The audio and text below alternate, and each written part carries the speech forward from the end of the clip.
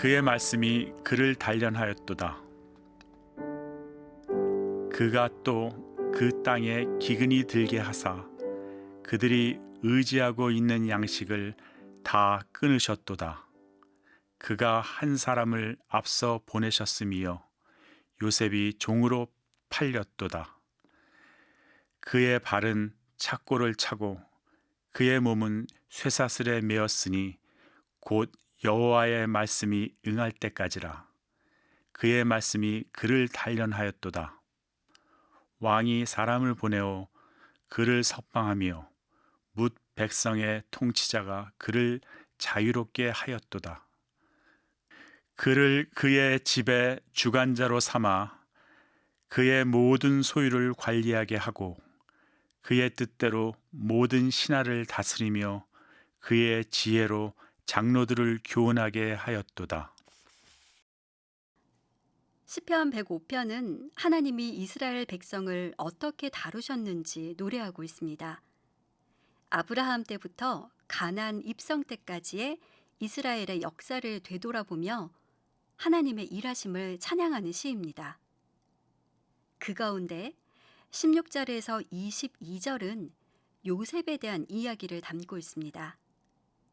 이번 장에서는 성경이 요셉을 통해 말하고자 하는 바가 무엇인지 살펴보려고 합니다. 요셉은 30세에 애굽의 총리가 됩니다.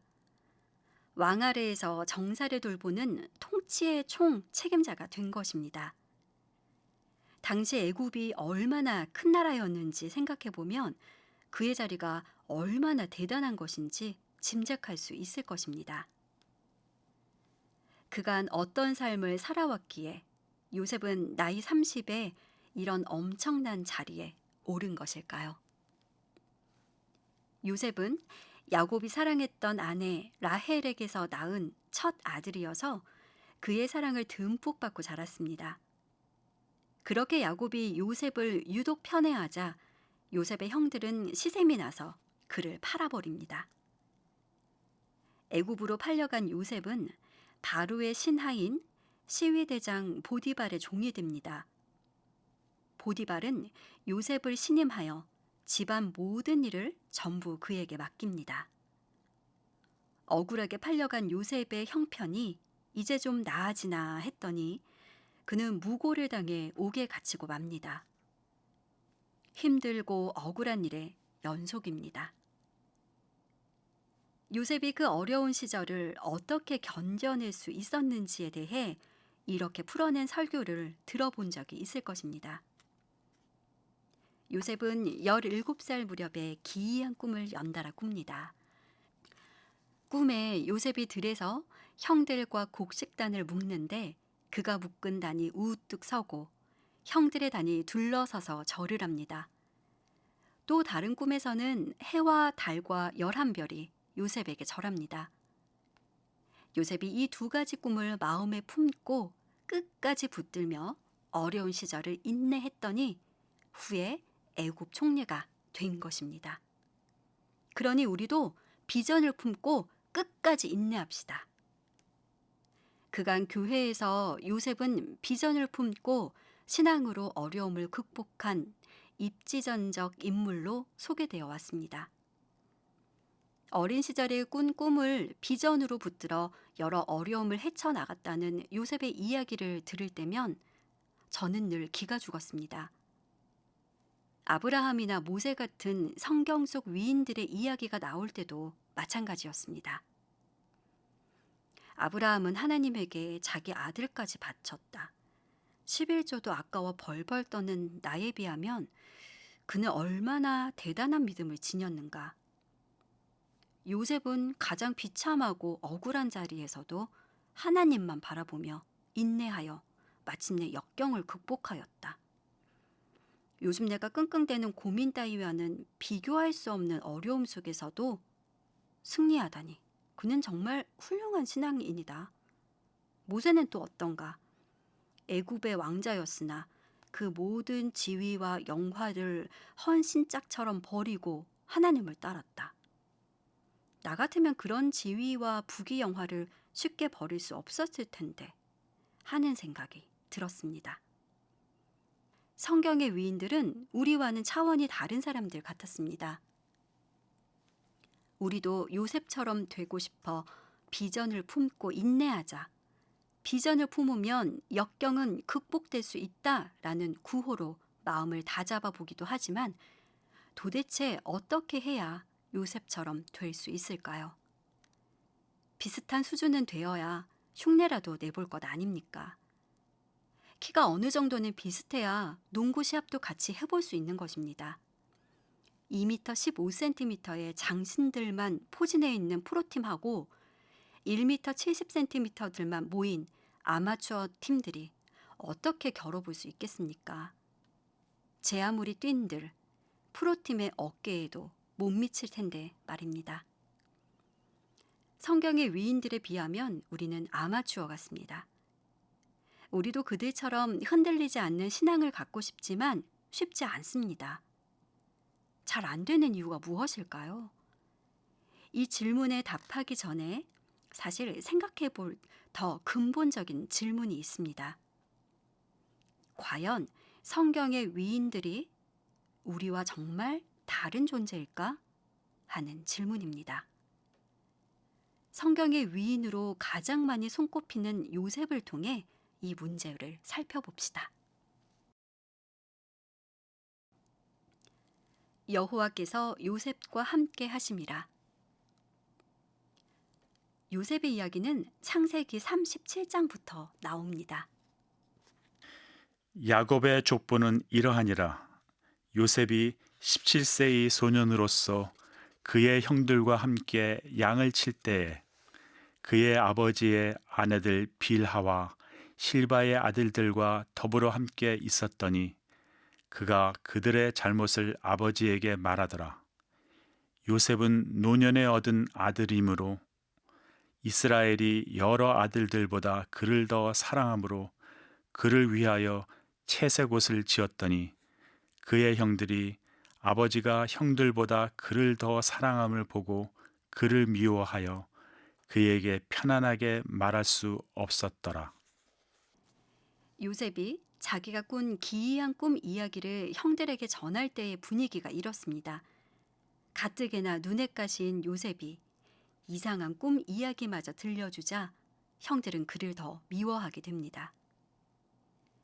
요셉의 형들은 그를 죽이기로 뜻을 모았지만 르우벤과 유다의 만류로 그를 미디안 상인들에게 팔아넘기는 선에서 이 일을 마무리합니다. 팔려간 요셉은 바로의 신하인 시위대장 보디발에게 넘겨집니다. 창세기 39장을 보면 시위대장의 집에 팔려간 요셉의 이야기가 이어지는데 이런 내용입니다. 하나님이 요셉과 함께 하시자 요셉은 보디발의 신임을 얻습니다. 요셉을 흡족히 여긴 시위대장은 집과 소유 전부를 그에게 맡깁니다. 억울하게 팔려간 요셉은 이제 좀 평탄한 삶을 살게 될까요? 그렇지 않습니다. 다른 억울한 일이 요셉을 기다리고 있습니다. 성경은 요셉의 용모가 빼어나고 아름다웠다고 묘사하는데 이 요셉을 보디발의 아내가 가만 놔두지 않고 날마다 유혹합니다. 요셉은 하나님 앞에 죄 지을 수 없다며 단호히 뿌리치지만 유혹을 거절한 대가로 그가 얻은 것은 억울한 옥살이였습니다. 요셉에게 거부당한 것이 분한 보디발의 아내가 마치 요셉이 그를 유혹한 것처럼 상황을 꾸며 요셉을 무고하였기 때문입니다. 39장 19절 이하를 봅시다.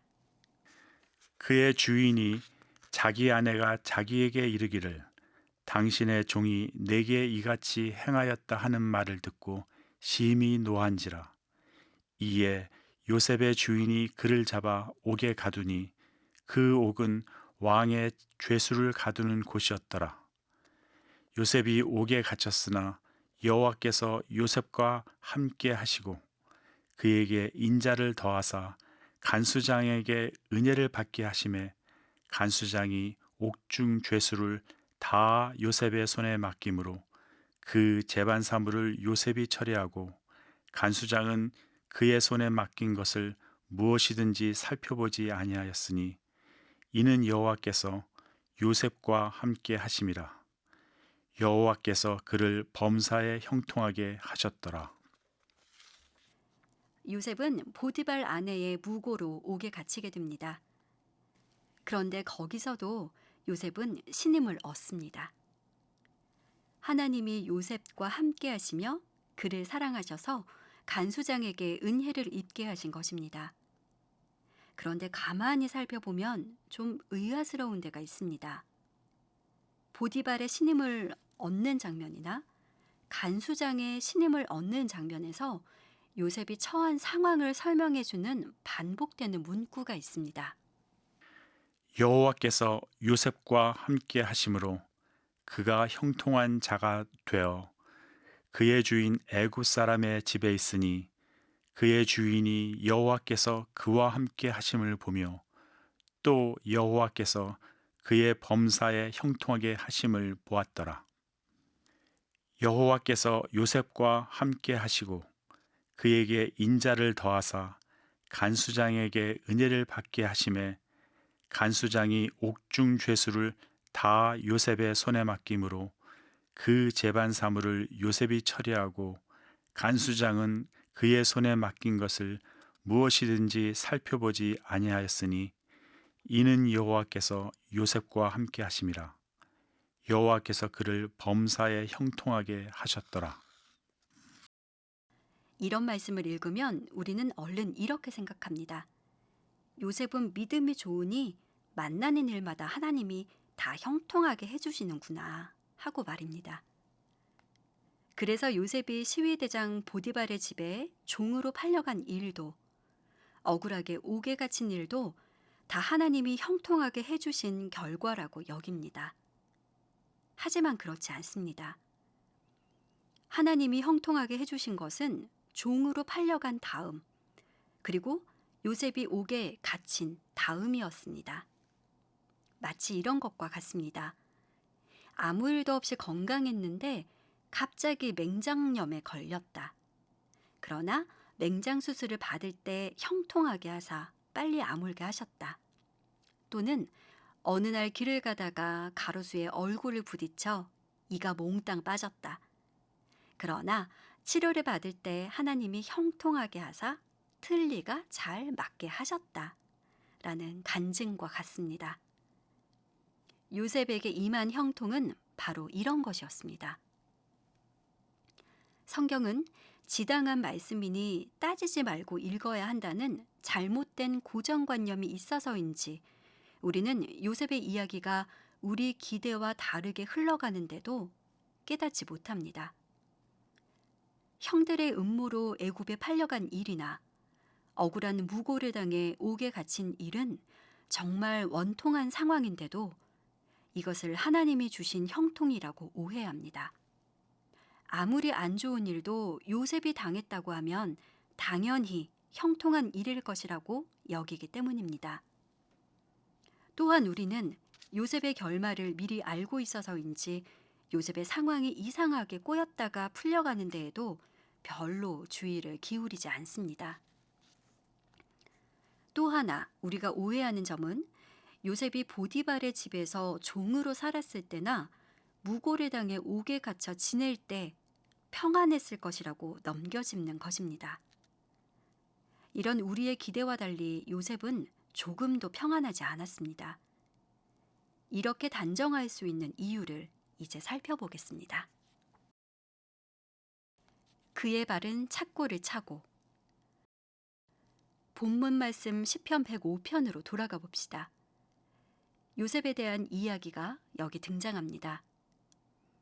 18절을 보면 그의 발은 착고를 차고 그의 몸은 쇠사슬에 매였으니 라고 합니다. 옥에 갇힌 요셉의 상태를 묘사해 주는 구절입니다. 요셉이 보디발의 종으로 살았던 시간과 옥살이한 세월을 합하면 10여 년 정도 될 것이라고 짐작해 볼 수 있습니다. 창세기 37장에 따르면 요셉이 형들의 미움을 사 애굽에 팔려간 나이가 17세라고 추정해 볼 수 있고, 이어 41장에는 요셉이 바로 왕 앞에 섰을 때 30세라고 했으니 그 사이에 13년이라는 기간이 있습니다. 이로 미루어 요셉은 대략 10여 년의 기간을 고통 속에서 보냈을 것이라고 추정해 볼 수 있습니다. 그런데 우리는 요셉이 그 긴 세월 동안 얼마나 고통스러워 했을까에 대해서는 잘 생각하지 않습니다. 그래서 시편 105편에 나온 그의 발은 착고를 차고 그의 몸은 쇠사슬에 매였으니 곧 여호와의 말씀이 응할 때까지라. 그의 말씀이 그를 단련하였도다 라는 말씀을 대할 때에도 별 생각 없이 읽습니다. 그의 말씀이 그를 단련하였도다 라는 구절은 요셉은 하나님의 말씀을 붙들었기에 믿음으로 인내할 수 있었다라는 뜻으로 읽어버립니다. 옥에 갇혀 있느라 몸은 좀 힘들었을지라도 마음만은 평안했을 것이다. 그는 믿음이 워낙 좋은 사람이었기 때문에 인내하는 일은 그다지 고통스럽지 않았을 것이다. 어린 시절에 꾼 꿈을 비전으로 붙들었기 때문에 너끈히 역경을 이겨내고 승리했을 것이라고 지레 짐작하는 것입니다. 우리가 들어온 대부분의 설교도 그러했습니다. 그러나 성경은 요셉이 이 모든 난관을 믿음으로 이겨냈다고 말하고 있지 않습니다. 시편은 여호와의 말씀이 응할 때까지 요셉의 발에는 착고가 채워져 있었고 몸은 쇠사슬에 매여 있었다고 말합니다. 여호와의 말씀이 요셉을 단련하고 있었기 때문입니다. 하나님은 요셉을 훈련하고 계셨던 것입니다. 훈련은 고단한 법입니다. 웃으면서 넉넉하게 받을 수 있는 훈련이란 없습니다. 요셉의 생애를 성경이 말하고자 하는 대로 따라가 보면 그는 할 수 없이 버텼다고 이해하는 편이 훨씬 자연스럽습니다. 어린 시절 요셉은 엄청난 꿈을 연달아 꾸었는데도 그를 기다리고 있는 것은 가시밭길이었습니다. 자기가 꾸고 싶어 꾼 꿈도 아니었는데 그런 거창한 꿈 뒤로 험한 일들을 기다리고 있었던 것입니다. 시쳇말로 요셉은 참 미치고 환장했을 것입니다. 도무지 이해가 안 되는 길로 끌려가니 말입니다. 이 길에서 요셉이 할 수 있었던 일은 그저 울고 한숨 쉬고 비명 지르는 것밖에는 없었을 것입니다. 요셉은 할 수 없어서 버텨낸 것입니다. 버티는 것 말고는 방법이 없어서 견딘 것입니다. 영화의 상징 요셉. 앞서 아브라함이나 야곱에서 보았듯 신앙의 위인이라 불리는 사람들은 처음부터 믿음의 사람으로 태어난 것이 아닙니다. 우리는 아브라함이 하나님을 모르는 백지 상태에서 하나님을 아는 자리로 어떻게 인도받았는가를 여러 차례에 걸쳐 살펴보았습니다. 요셉도 마찬가지입니다. 성경이 어떤 인물의 생애를 소개할 때는 그럴 만한 이유가 있습니다. 아브라함은 하나님의 부르심과 믿음이 무엇인지를 잘 드러내주는 인물이고, 이삭은 하나님이 관념적으로 일하시지 않고 구체적으로 일하신다는 것을 상징해주는 인물이라고 할 수 있습니다. 구원 얻은 이후 하나님 앞에 성화되어 가는 존재를 야곱의 생애가 상징해준다면 요셉은 영화의 상징으로 제시되어 있습니다. 인간의 실수와 잘못이 훈련을 통해 고쳐지는 과정을 성화라고 한다면 영화는 성화 너머의 자리, 곧 저지른 잘못이 없어도 온전한 성품으로 성장하고 성숙하도록 훈련으로 연단되는 과정을 말합니다. 이런 면에서 야곱은 성화의 상징으로 제시되어 있습니다. 성화란 거룩하게 되는 것을 의미하는데 여기에는 신자의 연약함이 다듬어지는 과정도 포함됩니다. 수술을 통해 나쁜 것이 도려내지는 과정과 비슷합니다. 야곱과 요셉의 차이가 여기에 있습니다. 야곱이 당한 어려움은 자기 잘못으로 말미암은 대가였습니다. 그의 생애는 자기가 저지른 잘못이 도려내지는 고통스러운 수술의 연속이라고 할 수 있습니다. 반면 요셉의 생애는 자기가 저지른 잘못이 없음에도 고난의 길로 인도되어 마침내 온전한 인격으로 연단받는 과정을 상징한다고 할 수 있습니다. 특히 요셉의 생애를 통해 성경이 전하고자 하는 메시지를 유념해 둘 필요가 있습니다. 어려운 일이 닥치면 우리는 이런 생각을 제일 먼저 하기 때문입니다. 내가 무엇을 잘못했을까? 그러나 이런 반성이 언제나 해결책이 되는 것은 아닙니다. 이것을 가르치려고 성경에 욥기가 기록된 것입니다. 욥은 잘못한 일이 없는데도 고난을 겪습니다. 욥의 소식을 듣고 찾아온 친구들이 욥에게 한 조언은 우리가 흔히 하는 생각과 별로 다르지 않습니다. 내가 잘못한 게 없는데 왜 이런 일이 생기겠느냐? 너 자신을 돌아보고 회개해라. 욥은 대답합니다. 나는 잘못한 게 없다. 잘못한 게 없는데 무엇을 회개하란 말이냐? 친구들의 혼란이 이어집니다. 너는 지금 하나님을 모독하고 있다. 네가 잘못하지 않았는데 하나님이 너한테 벌을 내리시겠느냐? 욥은 다시 반복합니다.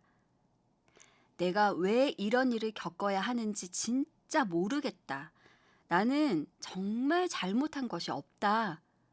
왜 나에게 이런 일이 생겼는지 하나님을 만나 물어보고 싶다. 욥과 세 친구의 긴 대화 끝에 마침내 하나님이 나타나셔서 판정을 내리십니다. 욥과 세 친구 중 하나님은 욥의 손을 들어주십니다. 그제야 욥은 하나님은 사람의 잘잘못을 가리는 일, 그 너머를 계획하고 있다는 사실을 깨닫습니다. 이것이 욥기의 놀라운 교훈입니다. 그런데 이런 교훈이 요셉을 본보기로 하여 창세기에 이미 제시되어 있었던 것입니다. 성경에는 요셉의 어린 시절에 대한 언급이 별로 없습니다. 요셉의 잘잘못을 가려내어 그것을 요셉의 고난이나 축복의 이유로 삼지 않겠다는 듯 요셉의 생애는 처음부터 환난을 당하는 것으로 시작합니다. 자기가 저지른 잘못으로 고난을 겪는 야곱과 데비드입니다. 그의 몸은 쇠사슬에 매였으니 신자가 되면 그동안 저지른 모든 잘못과 세상을 사랑하는 습관이 도려내지기 위해 먼저 하나님에게 불려가 두들겨 맞는 일이 일어납니다. 우리가 자녀를 키울 때에 매를 들기도 하고 꾸짖기도 해서 나쁜 습관을 버리게 하는 것과 마찬가지입니다. 그러나 이것이 교육의 전부는 아닙니다. 이것은 교육의 소극적 목적에 불과합니다. 교육에는 훨씬 더 적극적이고 긍정적인 목적이 남아있는데 바로 이것이 교육을 하는 진짜 이유입니다. 마찬가지로 죽음의 자리에 있던 우리를 꺼내놓은 것, 이것이 구원의 전부는 아닙니다. 구원은 훨씬 적극적인 것입니다. 이를테면 어떤 조각가가 길을 걷다 모닥불 속에 타고 있는 나무를 발견했다고 해봅시다. 저 나무로 멋진 작품을 만들어야겠다 라고 생각했다면 그가 맨 처음 할 일은 불 속에 잘 타고 있는 나무를 꺼내는 일일 것입니다. 일단 꺼내고 봐야 합니다. 하지만 꺼낸 것으로 끝이 아닙니다. 불에서 꺼내진 나무는 일단 신이 날 것입니다. 할렐루야! 이제 나는 구원 얻었네. 영벌의 자리에서 나왔으니 더 이상 불탈 일이 없네. 이제는 저 모닥불에 들어가 다른 나무를 꺼내오리라. 그러나 불 속에서 나온 것은 시작일 뿐입니다. 죄의 상태에서 꺼내졌으나 그 사실을 안 것, 곧 구원의 확신이 구원의 전부는 아니라는 말입니다. 꺼내기는 멋진 작품을 만들기 위한 가장 기초적인 작업일 뿐입니다. 나무의 처지에서 보자면 불에서 이제 막 구조된 상태가 제일 행복할 것입니다.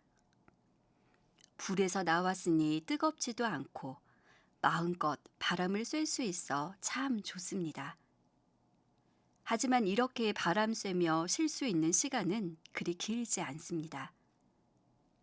멋진 조각품이 되기 위한 험난한 과정이 바로 기다리고 있기 때문입니다. 불에서 꺼내지는 나무는 조각가의 손에 붙들려 매일 순환을 겪습니다. 톱으로 켜이는가 하면 끌로 홈이 패입니다. 이것으로 끝인가 싶어 안도하면 조각가가 다시 와서 사포로 세게 문지릅니다. 불 속에 있을 때는 뜨거움만 견디면 그만이었는데 나와 보니 온갖 고통이 기다리고 있습니다. 차라리 불 속에 있었을 때가 오히려 속편했던 것 같습니다. 예수 믿는 사람들이 가장 행복한 시기는 아마 구원을 얻고 나서 2, 3년 정도일 것입니다. 그 기간이 지나면 더 이상 달콤한 시간은 없습니다.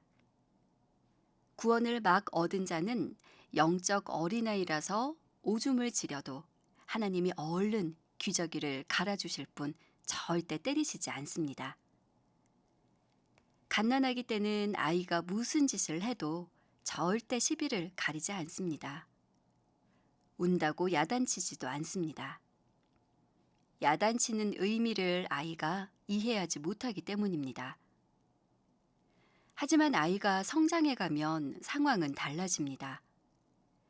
더 이상 부드러운 이유식은 없고 단단한 음식과 훈계뿐입니다. 간혹 매를 맞을 때도 있습니다. 우리는 구원 얻은 이후에 받아야 하는 훈련에 대한 이해가 부족한 편입니다. 구원 얻은 이후의 과정, 곧 신자의 성장이나 성숙에 대해 잘 몰라서 그렇습니다. 편히 살아보겠다는 생각은 당장 내려놓는 편이 좋을 것입니다. 예수 믿으면 편히 살게 되는 것이 아니라 훨씬 고달픕니다. 이런 훈련 과정을 대표하는 이가 바로 요셉입니다. 너희는 잘못해서 고난을 겪는 것이 아니라 하나님이 목적하신 멋진 작품으로 완성되기 위해 훈련받는 것이다. 이 복된 자리에 초대받은 사실을 기억하여라. 요셉이 초대받아 어떤 길로 인도되며 어떻게 훈련받았는지 생각해 보아라. 성경은 우리도 요셉처럼 이 길로 초대받았다고 말씀합니다. 요셉은 왜 이런 일을 겪어야 하는지 도무지 알지 못한 채 달리 방법이 없어서 견디고 있었습니다. 역사적 자료에 의하면 요셉이 갇혔던 당시 애굽 감옥은 지하 토굴이었을 것이라고 합니다. 영화 벤허에서 벤허의 누이와 어머니가 갇혔던 지하 토굴을 떠올려 보십시오. 1년 내내 햇빛 한 번 안 들어오는 곳입니다. 요셉은 그런 곳에서 긴 세월을 갇혀 지내야 했습니다. 아무 잘못도 없이 말입니다. 그의 발은 착고를 차고 그의 몸은 쇠사슬에 매었다는 것이 그런 것입니다. 쇠사슬에 매어 요셉은 거기서 무엇을 할 수 있었을까요?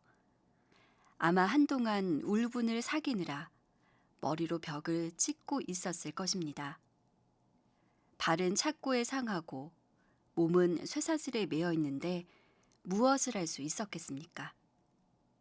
그런데도 우리는 아니다. 요셉은 우리와 다르다. 그는 믿음으로 이겨냈을 것이다. 하고 생각합니다. 하지만 그렇지 않습니다. 요셉은 괴로워하며 많이 울부짖고 아우성쳤을 것입니다. 이에 대한 단서가 성경에 나옵니다. 앞서 살펴본 시편 105편 18절에 그의 발은 착고를 차고 그의 몸은 쇠사슬에 매였으니에서 몸이라는 글자 옆에 각주가 표시되어 있습니다. 각주를 찾아보면 히, 혼이라고 되어 있는데 히브리 원어로 혼이라는 표기입니다. 곧 몸이 아니라 혼이 쇠사슬에 매였다는 것입니다. 요셉은 지금 혼비백산한 것입니다. 홀딱 넋이 빠져 있습니다. 요셉은 혼이 쇠사슬에 매여 있어 정신이 하나도 없습니다. 혼이 어디에 자리하고 있는지 모르지만 만약 머리에 있다면 쇠사슬이 요셉의 머리를 꿰뚫고 있는 것입니다. 소는 코만 꿰어놔도 꼼짝 못합니다. 심지어 어린아이가 끌어도 끌려갑니다. 사람은 어떻게 해야 하나님의 손에 붙들려 가게 될까요? 혼이 쇠사슬에 매여 있어야 하나님을 따라가게 될 것입니다. 하나님의 인도하심에 대해 인간이 동의하고 순종한 적은 없습니다. 인간을 과대평가하지 마십시오. 인간은 악하고 게으르고 변덕이 심합니다. 하나님이 우리를 훈련하실 때에는 막다른 골목에 몰아넣습니다. 우리는 절대로 순순히 훈련받지 않기 때문입니다. 도장 가게에서 도장 파는 작업을 본 적 있을 것입니다. 도장을 팔 때 맨 처음 하는 일은 도장을 쓸 나무 토막을 확실하게 고정해 놓는 일입니다. 칼로 조각해도 절대 흔들리지 않도록 붙잡아 매는 것입니다. 인간은 더 이상 꼼짝달싹 할 수 없는 곳에 몰려야 비로소 훈련을 받습니다. 교회에서 자주 듣게 되는 간증도 이런 것입니다. 제가 잘 먹고 잘 살 때는 골프 치고 놀러 다녔거든요. 어느 날인가 골프를 하는데 허리가 삐끗하더라고요. 저는 별로 대수롭지 않게 생각했는데 병원에 가니 수술해야 한다고 합니다. 그런데 막상 수술하려고 보니 심장이 나빠서 마취할 수가 없대요. 그렇다고 그냥 놔두면 허리를 영영 못 쓰게 된다고 하니 눈앞이 캄캄했습니다. 방법이 없어 천장만 보고 누웠는데 누구라도 붙잡아야 살 것 같았습니다. 부처님, 산신령님 다 붙잡았는데 아무 일도 안 일어나는 거예요. 그때 번쩍 스치는 생각이 제 마누라가 믿던 하나님이었어요. 하나님, 하나님이라는 분이 살아계시다면 어떻게 좀 해보십시오. 그랬더니 감쪽같이 병이 낫지 뭡니까? 할렐루야. 이런 식으로 교회에 나오게 된 사람이 많을 것입니다. 병이 낫는 체험을 한 것을 보니 믿음이 굉장히 좋은 것 같지만 이제 겨우 신앙의 눈을 떴을 뿐입니다. 병이 낫고 나면 언제 그랬냐는 듯 입을 싹 씻습니다. 3개월이면 원래 모습으로 되돌아갑니다. 인간은 원래 그런 존재입니다. 그러자 다음에는 허리가 아니라 목이 나갑니다. 목은 더 위험합니다. 그러자 이번에는 하나님, 제가 잘못했다는 거 압니다. 이번만 고쳐주시면 다시는 절대 안 그러겠습니다. 이번에는 응답되는데 시간이 더 걸립니다. 회개했다고 곧장 원하는 응답이 오는 것이 아니라 하나님, 회개했는데도 정말 안 오실 거예요? 라고 아우성쳐야 겨우 응답이 옵니다. 그 다음에는 고난도의 과정이 기다리고 있습니다. 하나님, 왜 아직도 응답을 안 주시는 거예요? 그러시면 정말 안 믿을 거예요. 하나님, 기껏 계시다고 인정해 드렸더니 응답이 고작 이거예요? 라고 아깝거리는데도 응답이 없습니다.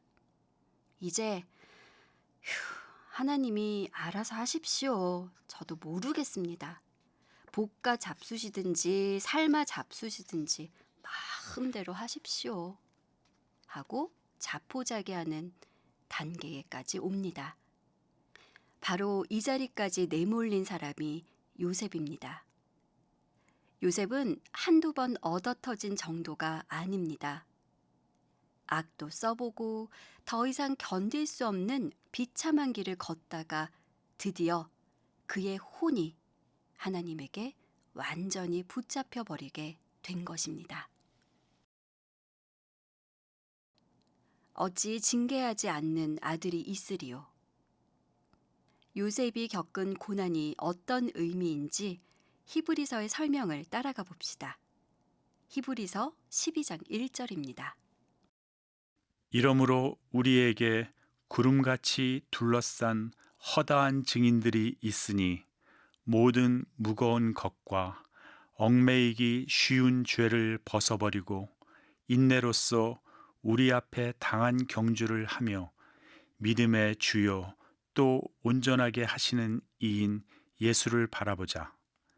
그는 그 앞에 있는 기쁨을 위하여 십자가를 참으사 부끄러움을 개의치 아니하시더니 하나님 보호자 우편에 앉으셨느니라. 너희가 피곤하여 낙심하지 않기 위하여 죄인들이 이같이 자기에게 거역한 일을 참으신 이를 생각하라. 너희가 죄와 싸우되 아직 피 흘리기까지는 대항하지 아니하고 또 아들들에게 권하는 것 같이 너희에게 권면하신 말씀도 잊었도다. 일러스되 내 아들아 주의 징계하심을 경히 여기지 말며 그에게 꾸지람을 받을 때에 낙심하지 말라. 주께서 그 사랑하시는 자를 징계하시고 그가 받아들이시는 아들마다 채찍질 하심이라 하였으니 너희가 참음은 징계를 받기 위함이라. 하나님이 아들과 같이 너희를 대우하시나니 어찌 아버지가 징계하지 않는 아들이 있으리요. 징계는 다 받는 것이오늘 너희에게 없으면 사생자요 친아들이 아니니라. 또 우리 육신의 아버지가 우리를 징계하여도 공경하였거든 하물며 모든 영의 아버지께 더욱 복종하며 살려하지 않겠느냐. 그들은 잠시 자기의 뜻대로 우리를 징계하였거니와 오직 하나님은 우리의 유익을 위하여 그의 거룩하심에 참여하게 하시느니라. 무릇 징계가 당시에는 즐거워 보이지 않고 슬퍼 보이나 후에 그로 말미암아 연단받은 자들은 의와 평강의 열매를 맺느니라. 그러므로 피곤한 손과 연약한 무릎을 일으켜 세우고 너희 발을 위하여 곧은 길을 만들어 저는 다리로 하여금 어그러지지 않고 고침을 받게 하라. 이 말씀의 주제를 가장 잘 드러내주는 인물이 바로 요셉일 것입니다. 여기에 반복하여 등장하는 징계라는 단어를 살펴봅시다. 이 말의 원뜻은 자녀 만들기입니다. 징계라는 단어 대신에 자녀 만들기를 넣어서 7절부터 읽어보면 이해가 훨씬 쉬울 것입니다. 너희가 참음은 자녀로 만들어지기 위함이라. 하나님이 아들과 같이 너희를 대우하시나니 어찌 아버지가 자녀로 훈련하지 않는 아들이 있으리요. 자녀가 되는 훈련은 다 받는 것이오늘 너희에게 없으면 사생자요 참 아들이 아니니라. 또 우리 육신의 아버지가 우리를 자녀로 훈련하여도 공경하였거든. 하물며 모든 영의 아버지께 더욱 복종하며 살려하지 않겠느냐? 자녀는 낳아 놓으면 다가 아닙니다. 자녀는 낳은 것에서 시작입니다. 자녀가 자라나는 모습을 보면 그 부모의 수준이 드러납니다. 자식을 보면 부모를 압니다. 부모가 바라고 원하는 자리까지 자라도록 부모는 자녀를 길러내고 가르쳐 좋은 인격과 성품을 갖추게 해야 합니다. 이 일을 위해 매를 들기도 하고 상을 주기도 합니다. 이것이 징계라는 말에 담긴 뜻입니다. 하나님도 우리를 훈련하십니다. 하나님이 우리에게 하시려는 일은 잘못에 대한 징계가 아닙니다. 우리가 1,000원어치 잘못했다고 해서 우리에게 1,000원어치 배상하라고 요구하시지 않습니다. 하나님은 우리가 신령한 수준에 이르도록 우리를 당신의 자녀로 길러내십니다. 우리를 훈련하셔서 우리로 신의 성품에 참여하는 자가 되게 하십니다. 그 자리에 이를 때까지 우리는 훈련받아야 합니다. 그래서 성경은 우리에게 이렇게 경고합니다. 히브리서 12장 5절입니다. 또 아들들에게 권하는 것 같이 너희에게 권면하신 말씀도 잊었도다. 일러스되 내 아들아 주의 징계하심을 경히 여기지 말며 그에게 꾸지람을 받을 때에 낙심하지 말라. 주님이 징계하실 때 우리에게 나타나는 반응 2가지를 언급하고 있습니다. 하나는 주님의 징계를 가볍게 여기는 것이고 다른 하나는 낙심해버리는 것입니다. 주님의 징계를 가볍게 여기는 태도란 이런 것입니다. 인생을 살아가는 동안 하나님은 우리에게 채찍을 가하십니다. 우리가 잘못해서 얻어맞는 매도 있지만 하나님이 원하시는 수준까지 가기 위해 맞는 매도 있습니다. 이렇게 훈련받는 것이 너무 고단하여 우리는 종종 이렇게 말하곤 합니다. 주님, 이렇게는 너무 힘듭니다. 차라리 죽기 5초 전에 종을 쳐 주십시오. 그때까지 마음 편히 살다가 종소리가 들리면 바로 회개하여 하늘나라에서 주님 얼굴을 뵙겠습니다. 주님의 징계를 우리가 맘 편히 사는 것을 가로막는 방해물 정도로 여기는 것입니다. 사람은 얻어맞으면 이렇게 대꾸합니다. 하나님, 말로 하셔도 알아들었을 텐데 꼭 이런 식으로 하시깁니까? 뭐 제가 지금 기분 나쁘다는 게 아니라 말로 하셔도 제가 오죽 잘할까 봐서요. 저도 회개해서 좋긴 하지만 이래봬도 많이 배운 사람인데 얻어맞으니 자존심이 상하네요. 이렇게 푸념하면 하나님은 그래, 그동안 쭉 말로 해왔다. 오죽했으면 너를 패겠느냐 라고 말씀하십니다. 하나님은 당신의 자녀를 언제까지 징계하실까요?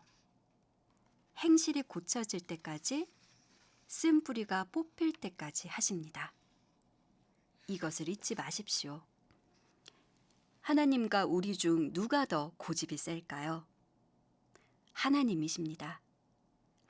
그러니 하나님과 고집으로 대결할 생각은 아예 하지 말기 바랍니다.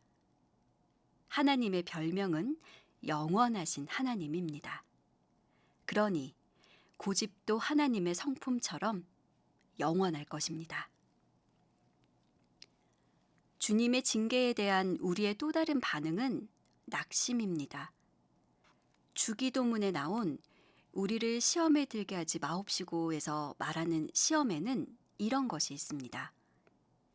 예수 믿는 사람의 형편과 예수 믿지 않는 사람의 형편이 다르지 않다는 데서 오는 허탈감이 바로 그것입니다.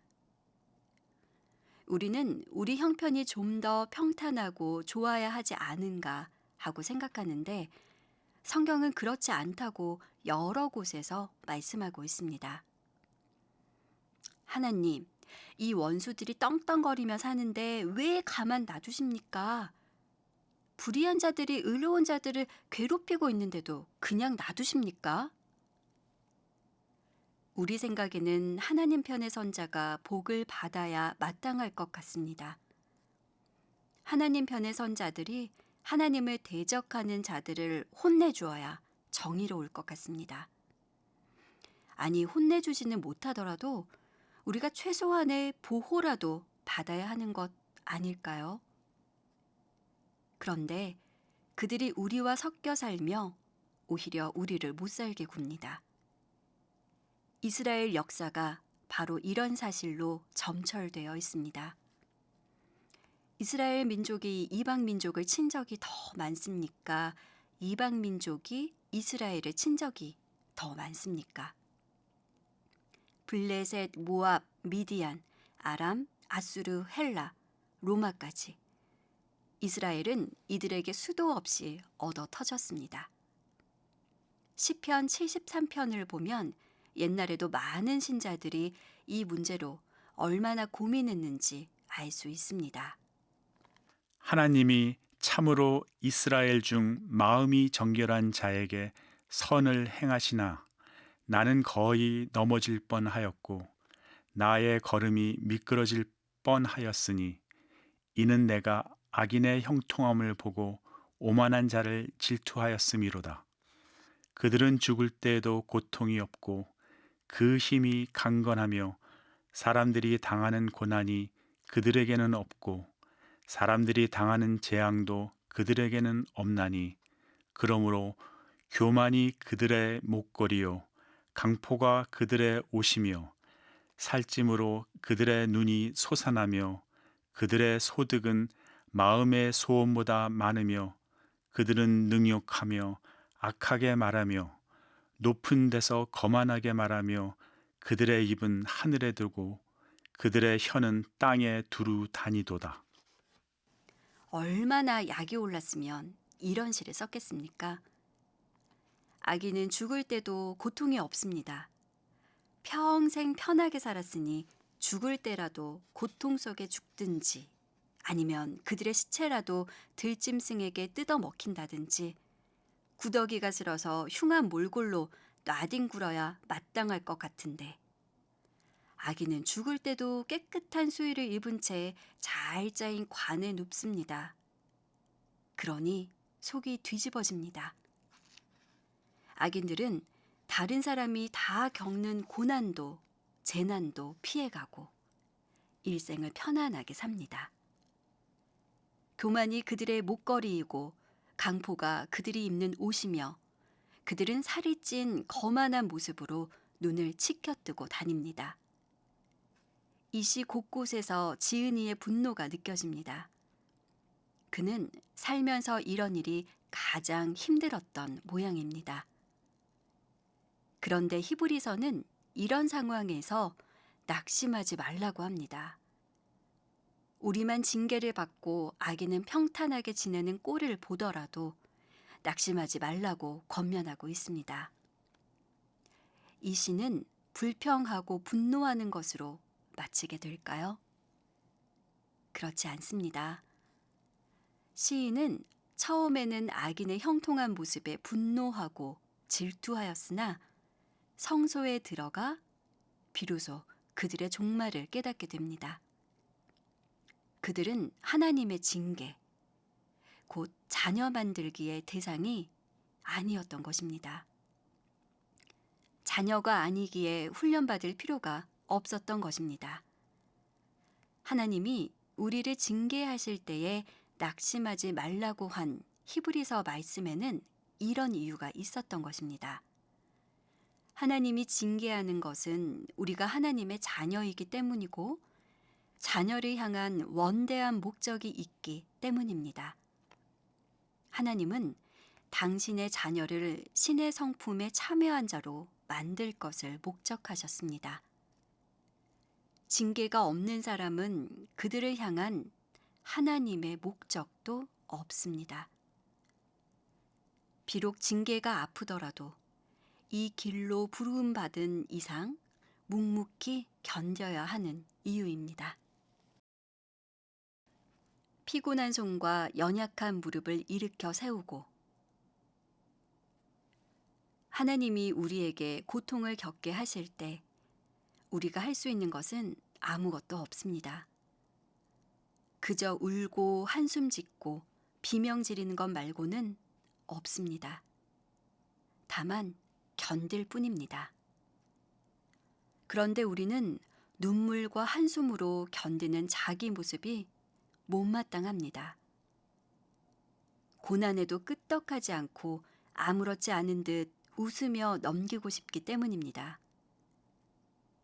우리를 넘어뜨리려는 사탄의 계교 중 가장 성공적인 술책이 있는데 그것은 비명을 지르면 패배했다고 여기게 하는 체념입니다. 비명을 지르고 우는 것은 타협하지 않았다는 증거인데 우리는 자꾸 이 점을 놓칩니다. 타협하면 울 필요도 비명 지를 일도 없습니다. 아이를 병원에 데려가 주사를 맞히려고 하면 아이는 자지러지게 웁니다. 주사를 안 놓으면 울 이유가 없습니다. 주사를 맞으니 우는 것입니다. 우리가 받게 될 훈련이 땅 짚고 헤엄치기 같은 간단한 것일 거라고 기대하지 마십시오. 믿음이 있으면 마취한 것처럼 통증을 못 느끼게 될 것이라고 착각하지 마십시오. 누구든 신앙만 있다면 넉넉히 웃으며 인내할 수 있으리라 생각합니까? 그렇지 않습니다. 사실 무지무지하게 아픕니다. 비명이 이세에서 저절로 새어나올 것입니다. 하지만 그것은 훈련을 받기 때문에 나오는 비명인 것입니다. 신앙생활을 하면 한숨도 갈등도 고민도 없을 것이라는 권면은 순 사기입니다.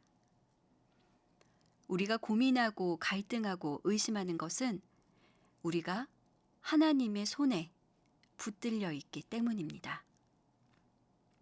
왜 의심이 일고 갈등이 생깁니까? 믿음의 길을 걷고 있기 때문입니다. 살아있기에 배고픔을 느끼고 갈증을 느끼는 것과 마찬가지입니다.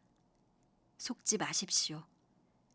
죽으면 배고픔도 갈증도 느끼지 못하는 법입니다. 그런데도 우리는 신앙생활을 아직 완벽하게 해내지 못해서 의심하고 갈등한다고 생각합니다. 아직 우리는 요셉이 앉은 총리의 자리에 와 있지 않습니다. 우리는 지금 어디쯤 걷고 있을까요? 각자 다를 것입니다.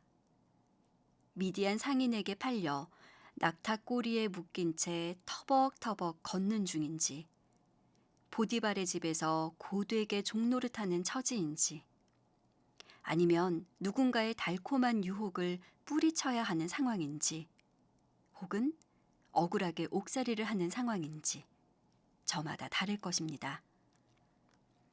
지금 편안하다고 너무 좋아하지 마십시오.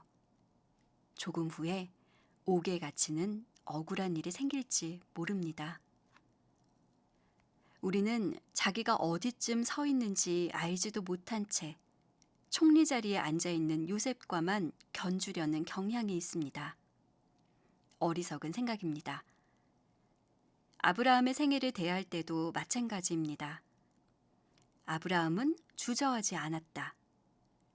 이삭을 바치라고 했을 때 부인과 의논하지도 않고 군소리 한마디 없이 새벽부터 일어나 아들을 바치러 갔다. 그런데 우리의 신앙생활에는 얼마나 불평이 많은가. 그러나 잘 생각해 보십시오. 지금 우리는 견줄만 하지 않은 것을 서로 비교하고 있습니다. 물론 목표인 것은 맞습니다. 아브라함이 도달한 자리까지 우리 모두 가야 합니다. 아니, 하나님이 우리를 그 자리까지 이끄실 것입니다. 어느 날 하나님이 네 자식을 바쳐라 라고 말씀하실 때 네 라고 기꺼이 대답할 수 있는 자리까지 하나님이 우리를 끌고 가실 것입니다. 하지만 지금의 우리와 이삭을 바친 아브라함을 단순 비교하는 것은 난센스입니다. 마치 초등학교 2학년 학생과 수학과 교수에게 미적분 문제를 낸 후 둘의 답안지를 비교해 보는 것과 같습니다. 목표 지점까지 단숨에 갈 수 없습니다. 하나님이 시간을 주시고 과정을 주십니다. 그리고 그 과정을 겪는 동안 어느덧 그 자리에 걸맞는 사람이 되도록 훈련하십니다. 이 일에는 시간이 걸립니다. 이것이 신자의 인생입니다. 이러므로 우리 앞에 허다한 증인들이 있으니 히브리서 12장으로 다시 돌아가 좀 더 넓은 안목으로 이 문제를 살펴봅시다. 12장 바로 앞은 그 유명한 믿음장입니다. 잘 알려진 장이라 그런지 우리는 이 믿음장을 너무 쉽게 읽어내는 반면 믿음장이 기록된 이유는 잘 생각하지 않는 경향이 있습니다. 이렇게 한번 생각해 봅시다. 히브리서 11장은 12장을 이야기하기 위한 도입으로 기록된 것일 수 있다는 생각입니다. 여기 믿음의 길을 걸어간 사람들이 있다. 이들은 이 세상을 훈련장처럼 여겼기에 다른 사람이 잘 먹고 잘 사는 일에도 요동하지 않고 믿음으로 살아갔다. 고난 가운데 살아가지만 이 길이 복된 길인 줄 알고 걸어간 믿음의 사람들이 이렇게 무수히 있었다. 라는 말씀을 하려고 11장에서 그 많은 믿음의 선진들을 먼저 예로 들어놓은 것은 아닐까요? 12장 1절은 어떻게 시작합니까? 이러므로로 시작합니다. 이러므로는 앞에서 말한 이야기의 결론이 이제 나온다고 알려주는 단어입니다.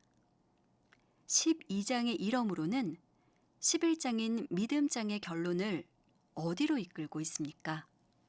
이러므로 우리에게 구름같이 둘러싼 허다한 증인들이 있으니 모든 무거운 것과 얽매이기 쉬운 죄를 벗어버리고 인내로써 우리 앞에 당한 경주를 하며 믿음의 주요 또 온전하게 하시는 이인 예수를 바라보자.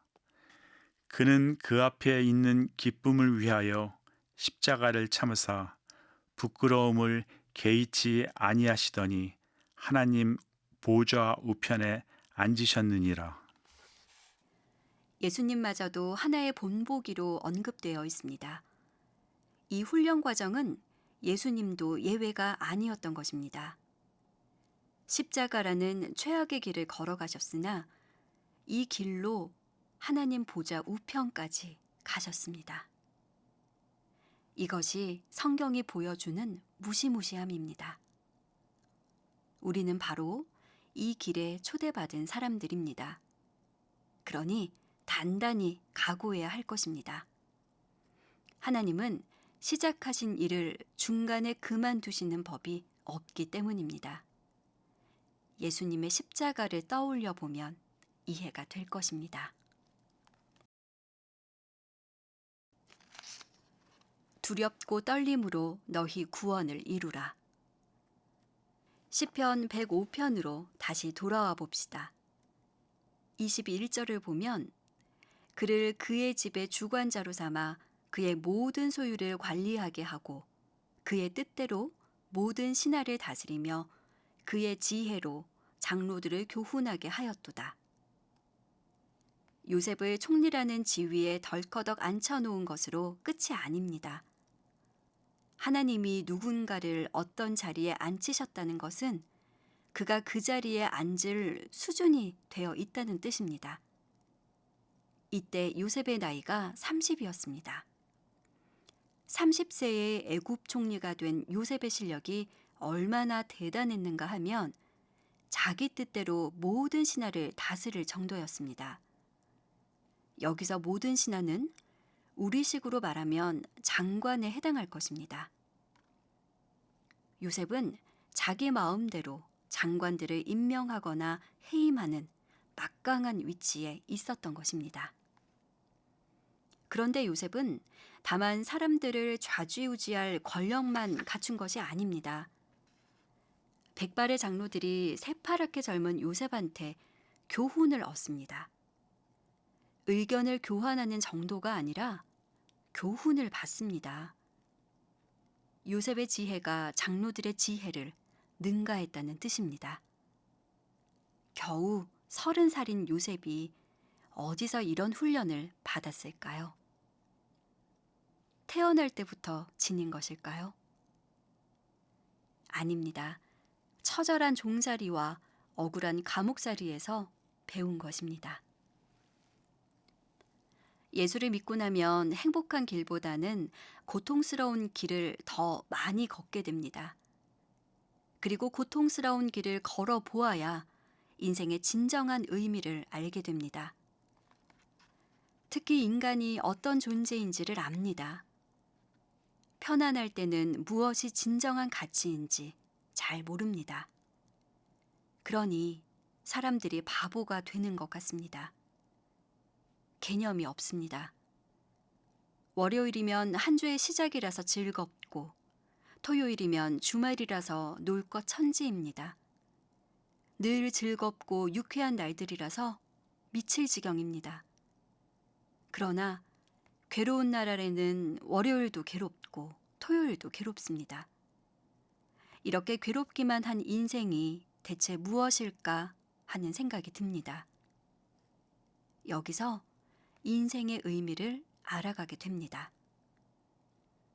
우리가 진정 추구해야 할 가치가 무엇인지, 영원을 위해 준비해야 할 것이 무엇인지를 고민하게 됩니다. 바로 이 자리에 우리가 초대받은 것입니다. 사실 우리 모두는 구원받기에 합당한 존재가 아닐 것입니다. 그럼에도 우리는 우리의 구원을 확신합니다. 우리를 불 속에서 꺼내신 분이 있다면 그분이 시작하실 일을 말릴 존재는 그 무엇도 없다는 사실 때문입니다. 하나님을 막을 수 있는 것은 없습니다. 사탄의 방해도 무용지물입니다. 하나님은 어떤 분이십니까? 하나님은 사람이 아니시니 거짓말을 하지 않으시고 인생이 아니시니 후회가 없으시도다. 어찌 그 말씀하신 바를 행하지 아니하시며 하신 말씀을 실행하지 않으시랴. 하나님의 속성은 전부 그분의 영원하심과 관계 있습니다. 바로 그 영원하신 하나님이 우리를 불에서 구해내셨기에 우리는 우리의 구원을 확신할 수 있는 것입니다. 그런데 구원을 확신했다고 해서 전부가 아닙니다. 더 나아갈 길이 있습니다. 언제까지 가야 합니까? 우리의 구원이 완성될 때까지입니다. 영원하신 하나님이 시작하신 일이기에 그분이 완성하실 것 또한 우리가 압니다. 빌립보서에 나온 이 말씀을 마음에 새겨봅시다. 너희 안에서 착한 일을 시작하신 이가 그리스도 예수의 날까지 이루실 줄을 우리는 확신하노라. 이것이 성경의 약속입니다. 지금 걷고 있는 이 고통의 길이 복된 길이라는 사실에 감사하십시오. 이제 깨달았으니 인생을 좀 더 하나님의 인도하심에 비추어 살아보십시오. 우리는 행복한 삶을 위해 부름받은 것이 아닙니다. 하나님 앞에 참된 신자로 살아가라고 부름받았습니다. 오늘 나에게 일어나는 모든 사건 속에서 고쳐야 할 습관이 있고 버려야 할 욕심이 있고 자라가야 할 일이 있다는 사실을 기억하십시오. 이런 일에 늘 믿음과 확신과 웃음으로 대처할 수 있을 만큼 우리는 강하지 않습니다.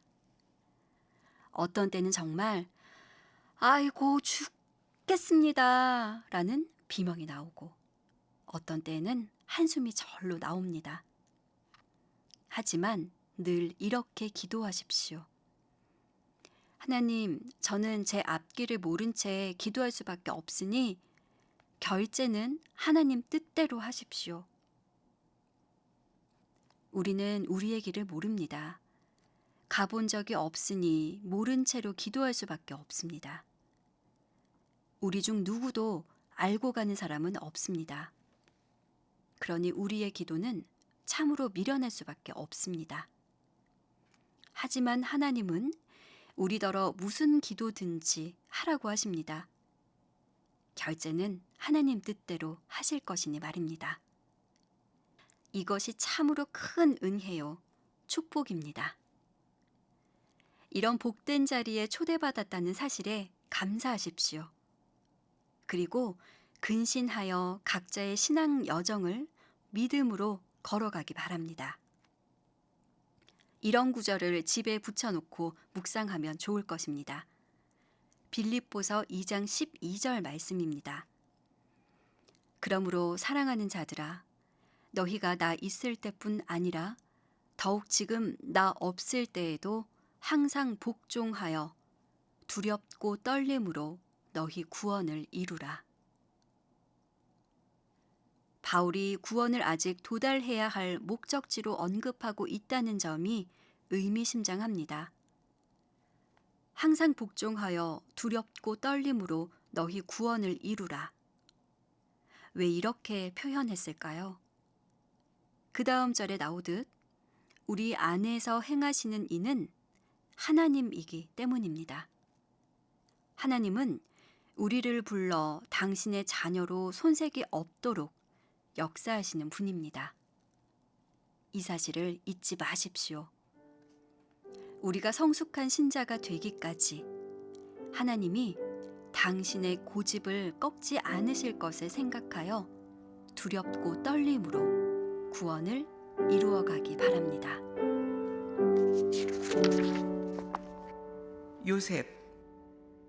요셉의 인생은 수동태로 묘사됩니다. 꿈이 꾸이고 팔리고 갇히고 풀려나고 총리로 임명됩니다.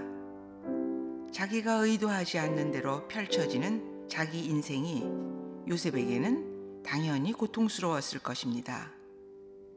그런데 나중에 보니 요셉을 팔아넘긴 형들이 그 일로 구원을 받고 요셉은 팔려갔으나 그들에게 구원을 베푸는 자가 됩니다. 요셉은 자기 인생이 하나님의 기이한 섭리였다는 것을 나중에 깨닫고 그가 어려서 꾼 꿈을 이해하게 됩니다. 요셉의 인생을 주관하시는 하나님으로 말미암아 그의 인생은 수동태로 흘러갔지만 그러했기에 의도하지 않는 반전을 경험하게 됩니다.